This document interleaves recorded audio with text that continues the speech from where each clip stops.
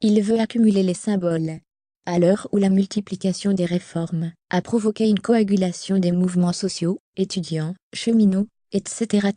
Emmanuel Macron a décidé de s'adresser à la France rurale, pour rompre avec son image de président technocratique.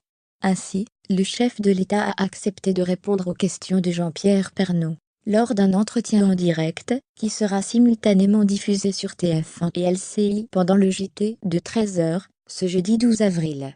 Mais, comme l'a révélé le Huffington Post ce dimanche, l'Élysée et la chaîne ont décidé d'aller encore plus loin dans cette démarche, et de se délocaliser dans l'Orne et Normandie pour l'occasion. L'interview du président de la République Emmanuel Macron aura lieu à l'école primaire de Berduy, a confirmé Philippe Morand, le rédacteur en chef adjoint du service politique de TF1, sur Twitter. Son collègue Fabrice Aubert a, quant à lui, publié une photo de l'école en question.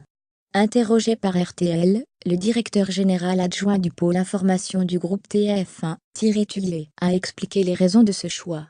L'idée était de trouver une zone rurale, qui rencontre les problématiques d'une zone rurale, à savoir, une sorte de fracturation territoriale, la lutte pour conserver les commerces de proximité, les écoles, les hôpitaux, et enfin la santé.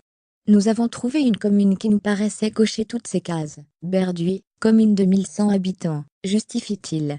D'un point de vue politique, ce qui est intéressant, c'est que ce n'est pas une terre macroniste, puisqu'au premier tour de la présidentielle, c'est Marine Le Pen qui est arrivée en tête devant François Fillon, poursuit-il, vantant le regard critique de ce type de ville.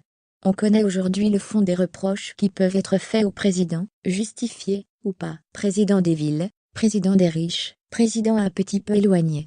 Il sera parmi nous jeudi prochain, pour répondre à toutes les questions que se posent les Français.